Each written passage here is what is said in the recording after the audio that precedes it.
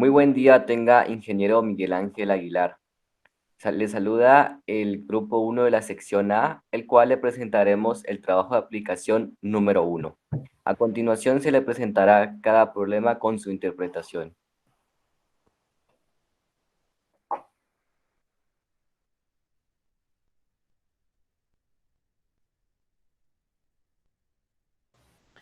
Buen día, mi nombre es Eddie Berreondo. Yo presentaré el problema número 1.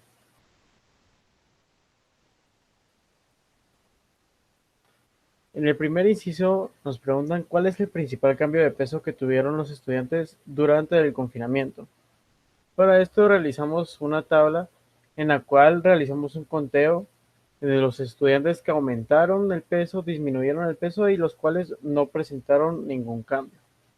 Para los que presentaron un aumento, el conteo dio como resultado 19 estudiantes.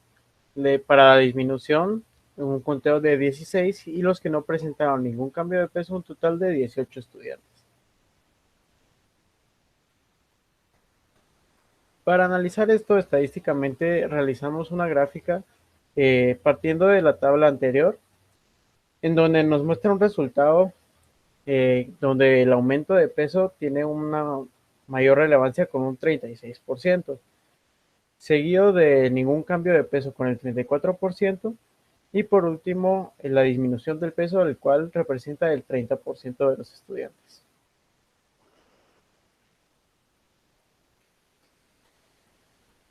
Para el segundo inciso nos piden utilizar las variables síntomas de columna y cadera relacionado a la frecuencia de la práctica deportiva.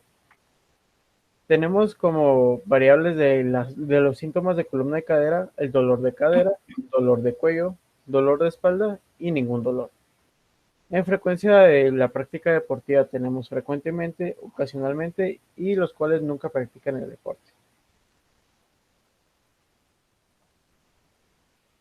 A partir de la tabla anterior realizamos la gráfica en donde podemos observar que el dolor de espalda es el más relevante para las personas que practican deporte ocasionalmente, seguido del dolor de cuello que también representan las personas que practican deporte ocasionalmente. En esta gráfica podemos observar que el dolor de espalda es el más frecuente entre todos los dolores.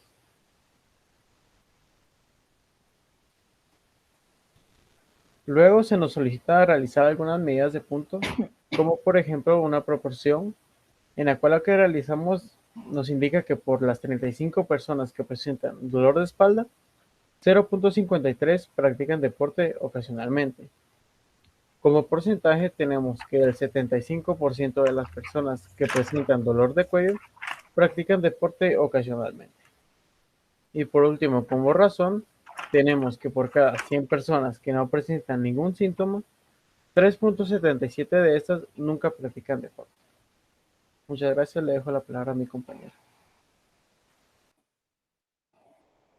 Mi nombre es Acabal San María Saloscar y voy a presentar parte del problema número 2. Iniciamos con las medidas de tendencia central, en donde tuvimos que aplicar la regla de Sturges para poder construir cada uno de los intervalos de clase, en donde primeramente tuvimos que sacar el rango, en donde teníamos el dato mayor menos el menor, obteniendo como resultado 190 menos 90 igual a 100.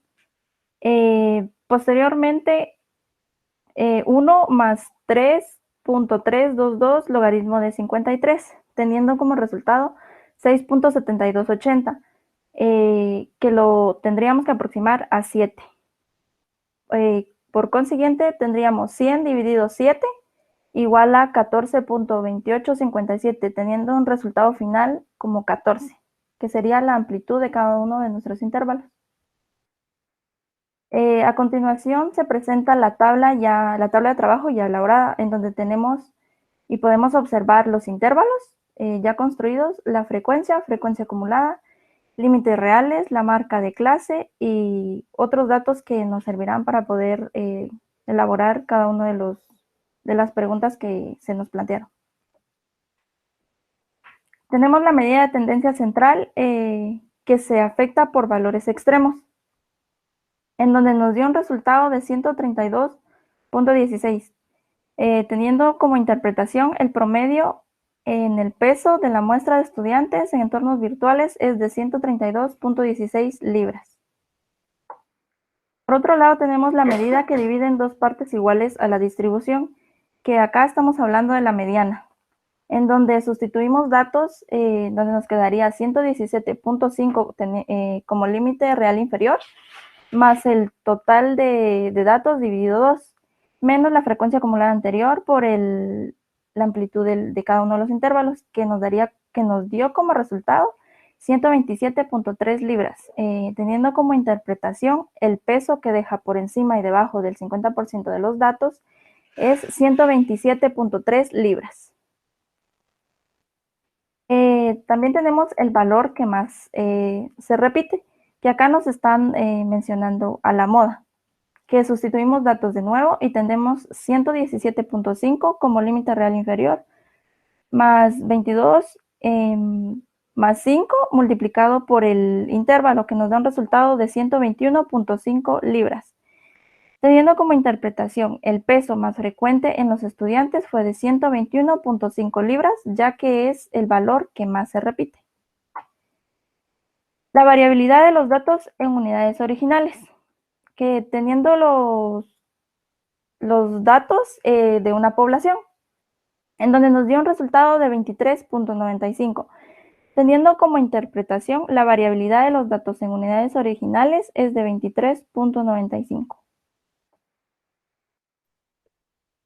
Gracias. Muy buen día, mi nombre es Samuel Kulajay y aquí calcularemos la variación relativa, el que es el coeficiente de variación, que se divide en la desviación estándar dentro de la media aritmética. En este caso es 23.95 dividido 132.16 por 100, que nos da un 18.12%. Su interpretación es que la variabilidad relativa en el peso de los estudiantes es de 18.12. A continuación, seguiremos calculando el percentil 40, el cual se encuentra el límite real inferior, que es 117.5. Dentro de los corchetes se encuentra el 40, que es la K, el cual es el percentil, por la población, que es 53 dividido 100, menos 16, y lo dividimos dentro de 15. Este resultado lo multiplicaremos por 14 y lo sumaremos con 117.5, el cual nos da 122.35. Su interpretación nos dice que el 40% de los estudiantes de educación en entornos virtuales tiene un peso inferior a 122.35 libras. Aquí elaboraremos un histograma e interpretaremos sobre esta tabla los resultados, el cual el histograma nos muestra que el peso de los 53 estudiantes de la educación virtual, en el cual la frecuencia más alta es de 15, con un peso entre 117.5 a 131.5 libras, porque observamos que en el eje de la Y vamos a encontrar la frecuencia y en el eje de la X encontramos los límites reales. Pero, ¿qué efecto puede producir exceso de peso en la salud? El sobrepeso u obesidad se define como el exceso de grasa en el cuerpo, debido a que principalmente el aumento del tamaño de la cantidad de las células adiposas en el organismo del individuo. Existen algunos factores de riesgo que pueden llegar a desarrollar el sobrepeso. Dentro de ellos se puede mencionar los hábitos poco saludables de las personas, genética, antecedentes familiares, edad, entre otros, los cuales, como los hábitos alimenticios, se pueden modificar y adaptar a una dieta más saludable. Dentro de las complicaciones que pueden presentarse las personas con obesidad y sobrepeso, se pueden mencionar las siguientes: síndrome metabólico, presión arterial alta, aterosclerosis, enfermedad del corazón, diabetes, niveles elevados de colesterol en la sangre, distintos tipos de cáncer y trastornos del sueño. Muchas gracias. A continuación abordaremos el problema número 3. Mi nombre es Luis David Rosales Lemus. Para el problema número 3 se utilizó la base de datos de la la hoja de aplicación número 1. Para esto se utilizó como variables a la estatura en centímetros y al peso en libras. La variable independiente es la estatura y la variable dependiente es el peso. Con estos datos se trabajó en Excel y se realizó el diagrama de dispersión. Como podemos observar, la recta de esta gráfica es una recta positiva y a continuación veremos más detalles sobre este diagrama de dispersión. Bueno, para calcular el valor de la pendiente, de igual manera realizado en Excel, obtuvimos el valor de la pendiente como 1.5085. Este valor se puede interpretar como que por cada unidad de cambio en la estatura, el peso se modificó 1.5085 libras. Para la segunda pregunta sobre el coeficiente de correlación de Pearson, este nos dio como resultado 0.5923. Su interpretación es, en este caso, como se mencionó anteriormente, una correlación positiva y moderada. En cuanto a la predicción o estimación del peso en un estudiante con una estatura de 1.55 metros, la estimación aproximada es que el estudiante pesará 121 libras. Muchas gracias. Problema número 4. Mi nombre es Suset Pastor. En los medios de comunicación se buscó una gráfica que demostró el avance de COVID-19 en nuestro país en el año 2021.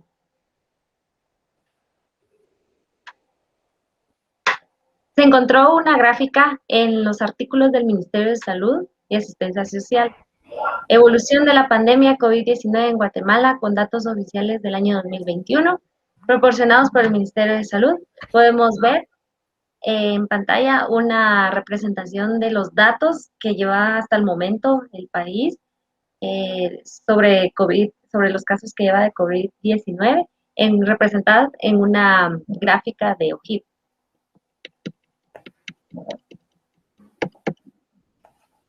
La interpretación de la gráfica es la siguiente. Según los datos que se encuentran en la gráfica y difundidos por el Ministerio de Salud y Asistencia Social, hasta la fecha del 26 de mayo del 2021 en Guatemala hay un total de 248.824 casos desde que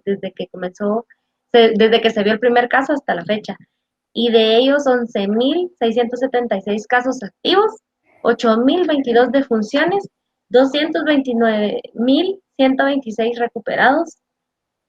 Los últimos casos registrados fueron 1.180 casos nuevos, 13 fallecidos, con una incidencia de 81.23 a 14 días y 39.07 a 7 días por cada 100.000 habitantes. ¿Cómo ha apoyado la bioestadística en el manejo de la emergencia sanitaria?